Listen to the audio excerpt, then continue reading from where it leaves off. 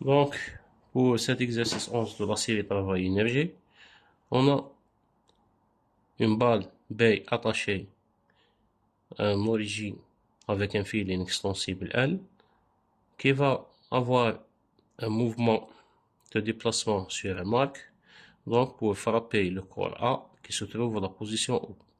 Donc, automatiquement, le corps A il va commencer à se déplacer jusqu'à le point C, et à partir de C, il va glisser sur un plan lisse jusqu'à arriver à un poussoir attaché à un ressort.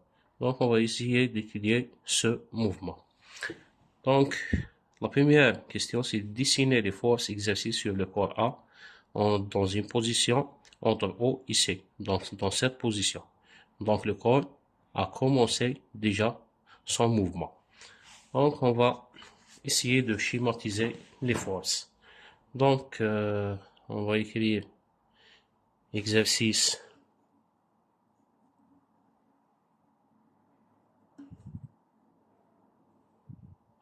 6, 11. Donc, première question, c'est les efforts qui s'appliquent. Donc, qu'est-ce qu'on a dans ce plan? On a un frottement, comme ça. Donc, je vais dessiner mon corps A dans cette position. Donc, quelles sont les forces qui vont agir sur ce corps? Bien sûr, son propre poids, qui est P égale à mg. Donc, il y a un coefficient de frottement dynamique qui va être caractérisé par un empêchement comme ça. Donc, c'est le Cx et une force opposée au poids qui est le Cy. Donc, la somme des deux va donner la deuxième force qui est, dans ce cas, la force de contact C. Donc, et on doit ajouter qu'il y a un mouvement dans cette direction, il y a une accélération.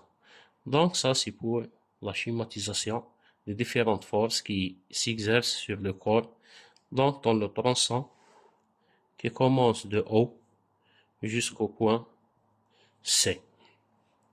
Donc, la deuxième question, elle demande de déterminer l'accélération pour cette situation.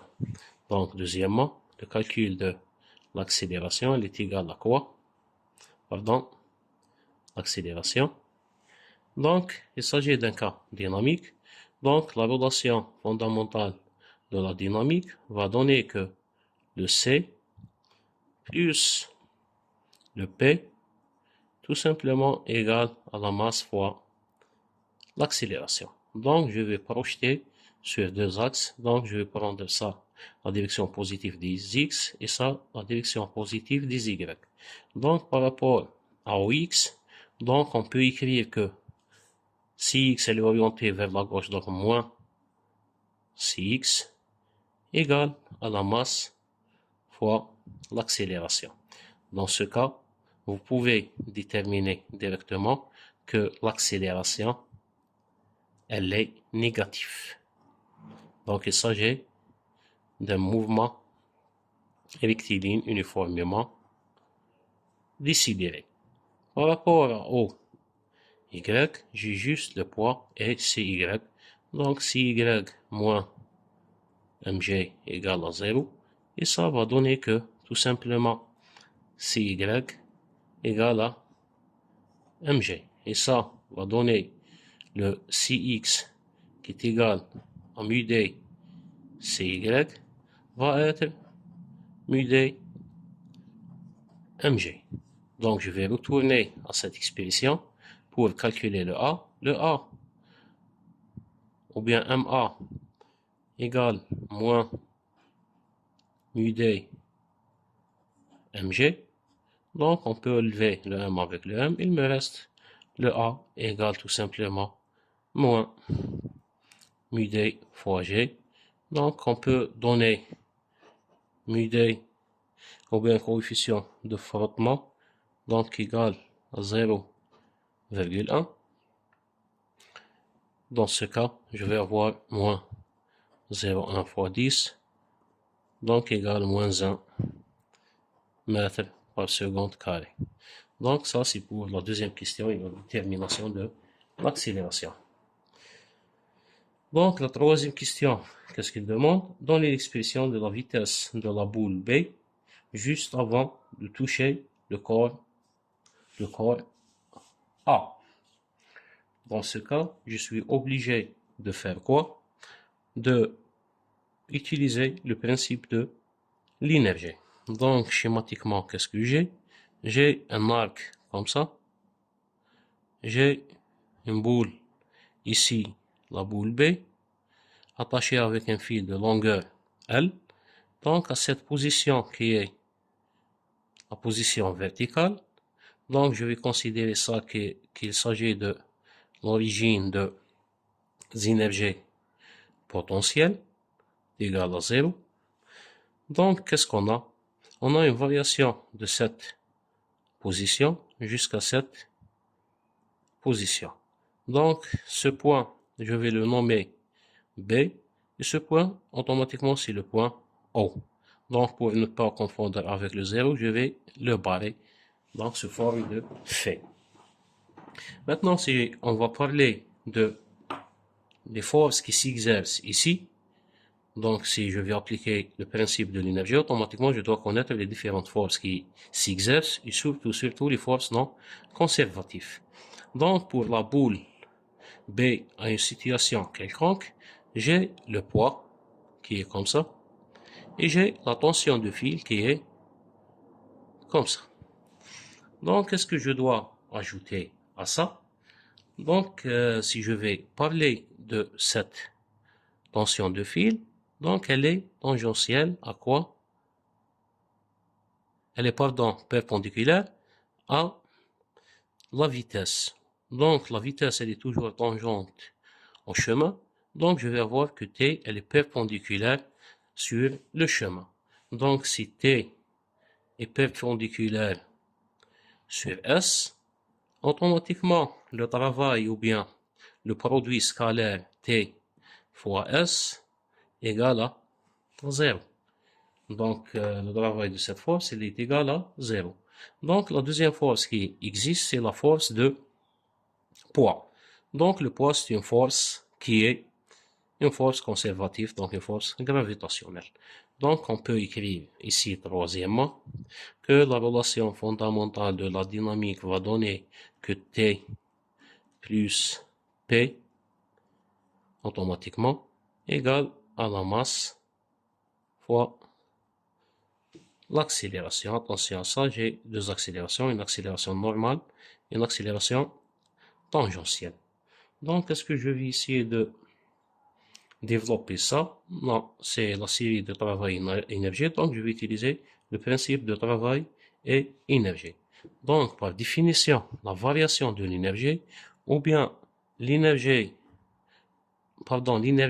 totale en point O, moins l'énergie totale en point B, égale tout simplement le travail des forces non conservatives entre le point B et le point O. Donc, qu'est-ce qu'on a dit? J'ai deux forces qui s'exercent, la force de tension et la force de poids. Donc, la force de poids, c'est une force conservative, donc son travail est nul. Et la force de tension, la tension de fil, elle est perpendiculaire au chemin. Dans ce cas, ce travail est égal à 0. Il reste à identifier les énergies dans le point O et le point B. Donc, je peux écrire ET de O. Donc, tout simplement, dans le point O, l'énergie potentielle est égale à 0. Donc, il me reste l'énergie cinétique. Donc, c'est 1 demi de M V O au carré. Ça, il est égal à quoi? À ET de B. Donc, dans ET de B, donc la masse initialement elle est au repos, donc l'énergie cinétique elle est égale à 0. Qu'est-ce qu'il reste? Il reste l'énergie potentielle. Donc l'énergie potentielle, je suis obligé de déterminer cette hauteur. Donc cette hauteur, je vais l'appeler H, donc égal à mg H. Donc, ce H, il est égal à quoi? Tout simplement, cette longueur, c'est le L. Ça, c'est l'angle alpha. Donc, la projection de L sur ça va donner l'adjacent, donc c'est le cosinus, fois L, bien sûr. Donc, H égale tout simplement à L fois 1 moins cos alpha. Ça, c'est la hauteur dans cette position. Donc, à partir de ça, qu'est-ce qu'on peut déterminer? Donc, je vais garder V0 au carré égale 2 fois G fois le H, donc fois le L fois 1 moins cos alpha. Donc, ça, c'est l'expression de la vitesse. Donc, on peut calculer V0 qui est égal à la racine de 2 fois G fois L fois 1 moins cos alpha. Donc, à partir des données de l'exercice, on est un instant. Donc, je vais essayer de remplacer. Donc,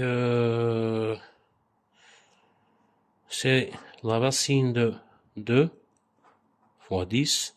Le L, il est donné 10 cm, donc c'est 0,1 fois 1 moins cosinus. Donc, l'angle alpha donné, donc il est donné quelque part.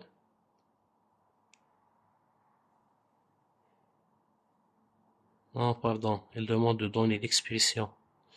Donc, il y a un problème dans l'angle alpha. Alpha, il est inconnu. Donc, pas de problème. On peut à la fin trouver une condition. Par exemple, je dois arriver à son point C, donc avec une vitesse 0 ou bien une vitesse donnée, sans problème.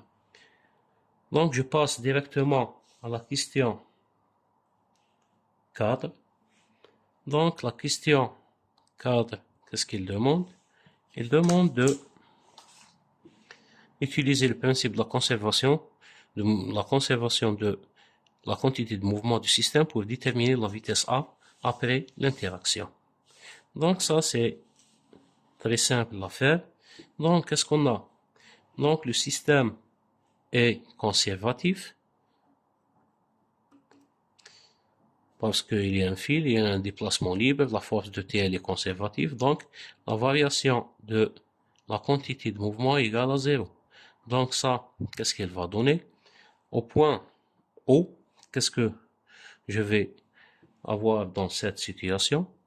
Le P de cette boule égale tout simplement le P' de cette masse. Pourquoi j'ai parlé de boule et de la masse? Donc, à gauche, donc au P initial ici, la quantité de mouvement avant d'arriver, elle est indépendante du deuxième corps. Par contre, le deuxième corps, après le choc, donc il va être indépendant de cette boule B. Donc, je vais avoir la masse fois la masse de B fois la vitesse de B égale tout simplement la masse de corps, ou bien je vais l'appeler A, fois V, A. Donc, mais j'ai la même masse, donc ça va donner que la vitesse de A va être la vitesse de B à la position O.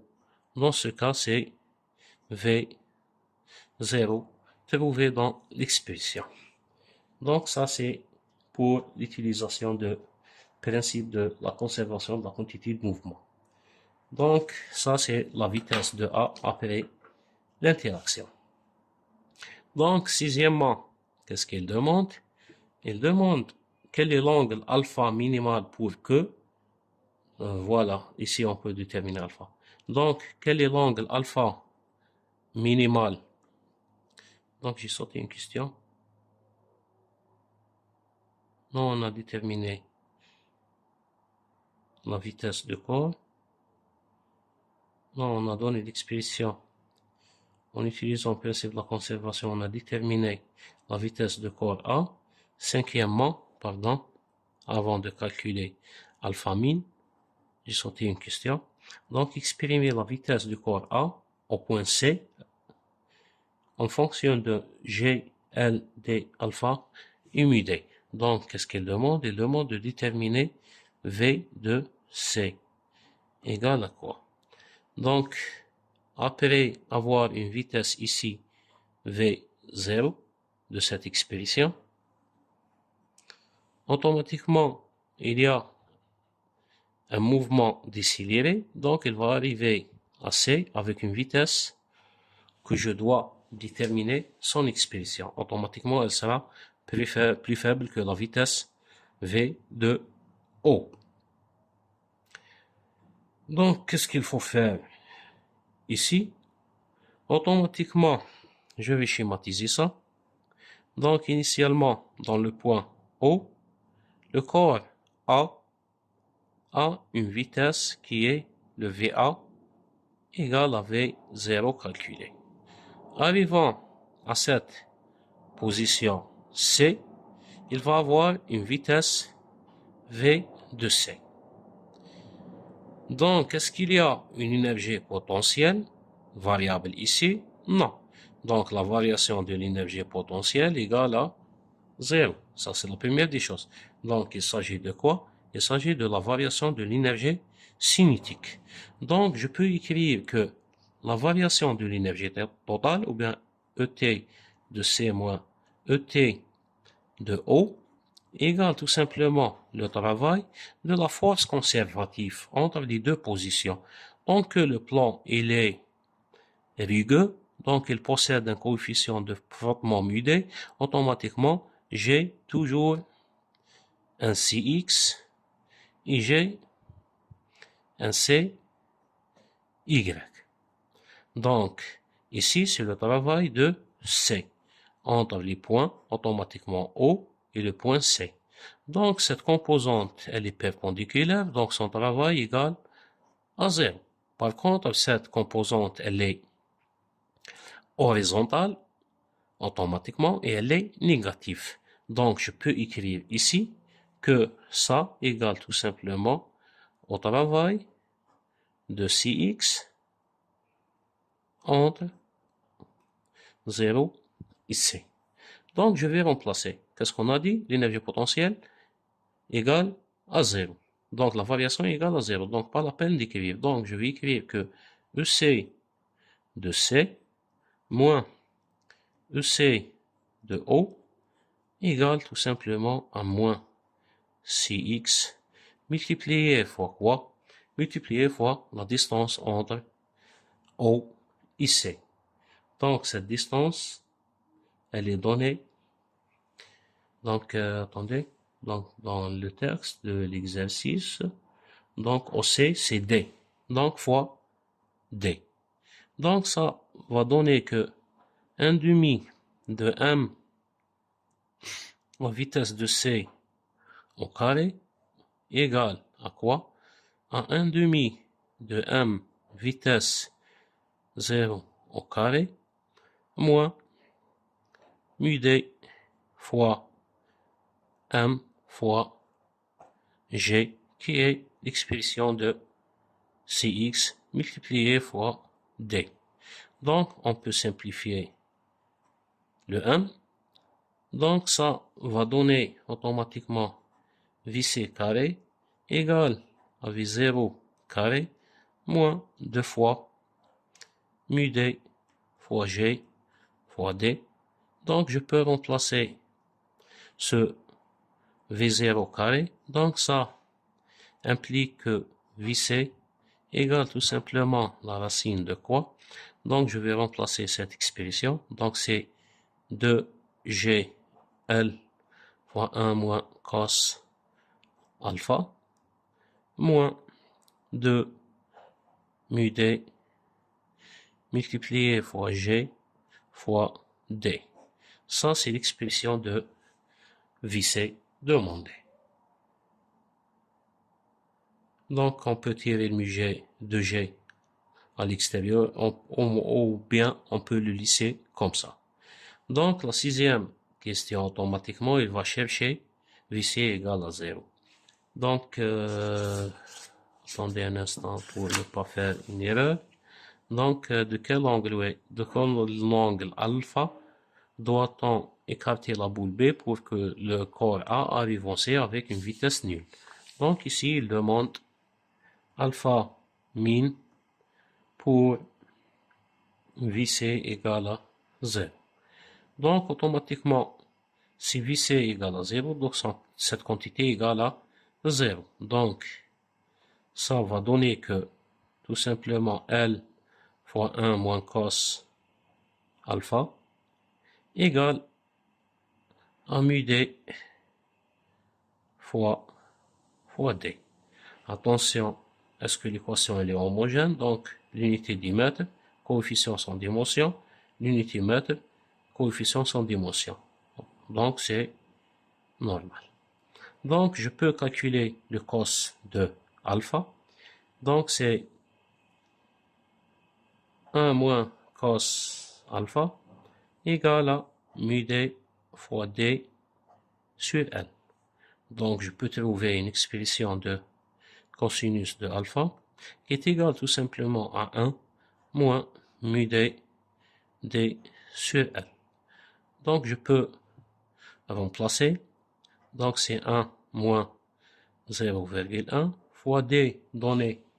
Donc, c'est 1 mètre sur L donné. Donc, c'est 0,1 mètre.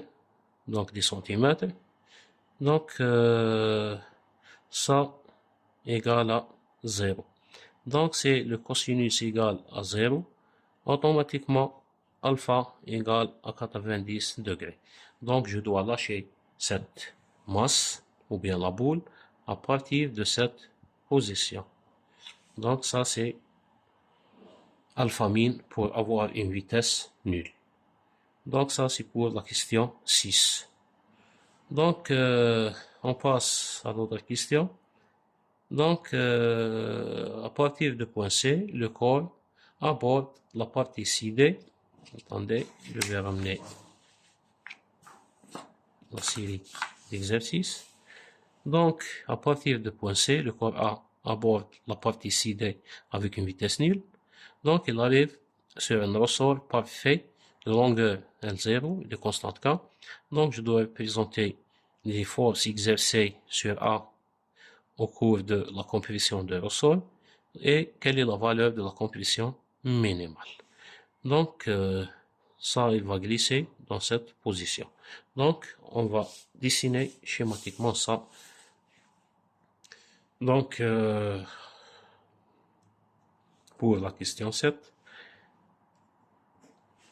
donc imaginez que j'ai un plan incliné comme ça. Initialement, j'ai le point D ici. Donc, le chariot initialement était ici. Mais après la compression de ressort, il va être dans cette position. Donc, je vais utiliser D. Je vais l'appeler E. Non, E énergie. Je vais l'appeler F. Point final. F. Et j'ai un ressort ici qui est comprimé avec une distance de X où je peux écrire delta X. Donc, voici le corps A. Il est ici. Donc, ce corps, automatiquement, quelles sont les forces qui s'exercent? Premièrement, son propre poids, P. Deuxièmement, il est lisse, donc la réaction, elle va être comme ça, la force de contact. Donc, le ressort, il est comprimé, donc il va répondre avec quoi? Avec une force T, comme ça. Donc, attention, dans cette situation, donc j'ai une compression maximale, donc le corps, il est à l'arrêt. Sinon, au cours du chemin, donc avant d'arriver au point D, automatiquement, donc il y a une absence de T. Donc, dès qu'il dépasse le point D, automatiquement, je vais avoir une force de rappel de ressort. Donc, ça, c'est les forces qui s'appliquent sur le corps. Maintenant, Ça, on a oublié de le donner. Donc, ça, c'est le C. Donc, la question qui se pose, donc j'ai cette situation ici, de corps. Donc, quelle est la longueur de ça? Donc, automatiquement, j'ai une longueur de L entre C et D, et j'ai X. Donc, si je vais maintenant chercher la hauteur, donc j'ai un angle ici, bêta. Donc, automatiquement, ici, j'ai bêta. Donc, cette H', tout simplement, elle est égale à quoi? Donc, c'est l'opposé. Donc, c'est le chemin multiplié. Donc, c'est L plus X multiplié fois quoi? Fois le sinus de bêta. Pourquoi on a fait ça? On a besoin de ça pour la suite de la question qui demande de déterminer la complétion maximale. Donc, attention, ici, on n'a pas d'effondrement, automatiquement, le phénomène, il est conservatif, donc pas de travail. Donc, ça, c'est pour la question A, 7. Le B, il demande quelle est la complétion, ou bien X égale à quoi. Donc, maintenant, qu'est-ce que je vais faire? Je vais appliquer le principe de la conservation d'énergie, ici, donc pour déterminer quelle est la complétion dans cette position. Donc, la première des choses, qu'est-ce que je dois connaître? Donc, si je vais considérer ce point qui est l'origine, qui est l'origine des énergies potentielles, donc cette valeur, elle est positive. Sinon, si je vais considérer que ça, c'est le point de l'énergie potentielle, automatiquement, cette quantité va être négative. Donc, c'est à vous de choisir l'origine, soit EP égale à 0 ici, ou bien EP égale à 0 dans cette position. Je préfère de choisir EP égale à 0 dans cette position. Donc, si je vais appliquer, en absence des forces non conservatives, la variation de l'énergie totale égale à 0. Ça va donner que l'énergie totale en point C égale à l'énergie totale en point F. Maintenant, si je vais retourner quelles sont les énergies qui existent en point C, qu'est-ce qu'on a dit? La vitesse de C est égale à 0. Donc, l'énergie cinétique, elle est égale à 0. C'est l'origine des énergies potentielles, donc l'énergie potentielle est égale à 0. Tout simplement, ce terme est égal à 0. Qu'est-ce qu'il reste? ETF égale à 0. Maintenant, quelles sont les énergies pour le point F? Donc, le corps, il est la compression maximale, donc il va être à l'arrêt. Donc, l'énergie cinétique de F égale à 0. Il reste l'énergie potentielle en F, plus l'énergie de rappel ou bien l'énergie élastique en F, égale à 0. Et ça, qu'est-ce qu'elle va donner? Donc, l'énergie potentielle, donc c'est moins H, donc moins mg H', plus 1 demi de K X carré égale à 0. Donc, et ça va donner tout simplement que X au carré, donc c'est 2 mg H' divisé par K. Donc, comme ça. Donc, ça c'est pour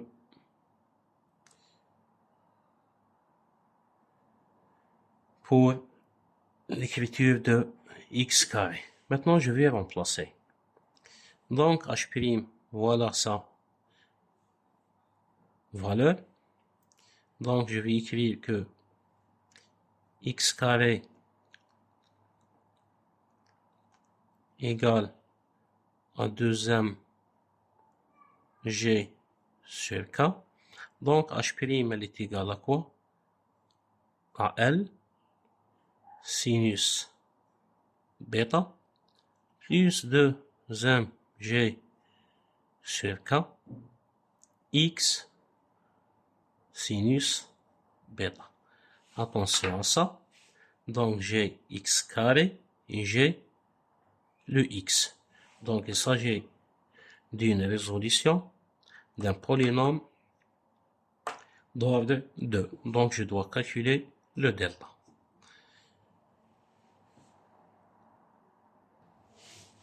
Donc je vais travailler sur ça, ou bien pas la peine de diviser sur k, je vais écrire k x carré moins bon 2mg sinus bêta fois x moins 2mg L sinus de bêta. Donc avant de faire égal à 0, donc avant de faire le calcul, qu'est-ce qu'on remarque? Que A il est positif et C il est négatif, donc automatiquement je vais avoir une valeur pour le delta. Donc il est préférable de remplacer les valeurs. Donc le cas donné, attendez. Donc le cas donné c'est 140. Donc 140 x carré moins donc 2 fois la masse donnée 200 grammes, donc c'est 0,2 fois sinus de bêta, donc le bêta donné c'est combien? Pi sur 6 ou bien 30, donc c'est un demi, 0,5 multiplié fois x moins de même façon 2 fois 0,2 fois le L donné, donc c'est 1 mètre, fois 0,5 égale à 0. Donc je vais simplifier, donc 140 x carré, donc ici c'est 0,2 moins, ici c'est c'est 0,2 égale à 0. Donc pour faciliter je peux diviser, donc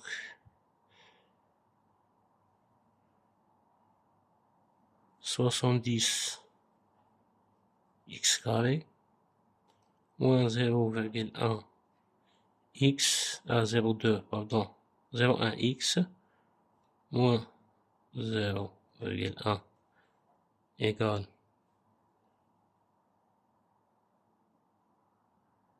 à 0. On a fait une erreur quelque part. Oh là, on a oublié le g fois 10, donc fois 10, donc c'est 2, ici c'est 2, donc ici c'est x directement, pardon, et ça c'est C1. Donc on peut, donc c'est 70 x carré moins x moins 1 égale à 0. Donc on peut directement calculer delta. Donc delta égale à quoi dans cette situation? Donc égale à 1 moins donc plus 4 fois 1 fois 70, 280. Donc c'est 281. Donc ça c'est le delta. Donc il est positif. Automatiquement je vais trouver deux solutions. Donc on va faire le calcul. La première solution x1 égale. Donc après le calcul, x1 égale à 12,70 10 puissance moins 2 mètres et x2 égale à moins 11,26 10 puissance moins 2. Donc attention, donc une quantité négative, donc solution non physique. Pourquoi une solution non physique? On a considéré que cette quantité elle est positive. Donc on a fait la somme. Donc je peux trouver que c'est cette solution. Donc la compression maximale de ressort à la fin, donc X égale à 12,7 cm. Comme ça, on a terminé cet exercice. Donc, toujours à prendre en considération la nature des forces. Donc, toujours, c'est la tension de fil, elle est perpendiculaire sur le chemin, ou bien elle est radiale, ou bien les forces centrées, automatiquement, le travail est égal à 0. De même façon, si j'ai une paroi lisse, automatiquement la force de contact elle est perpendiculaire, donc le travail de cette force est égal à 0.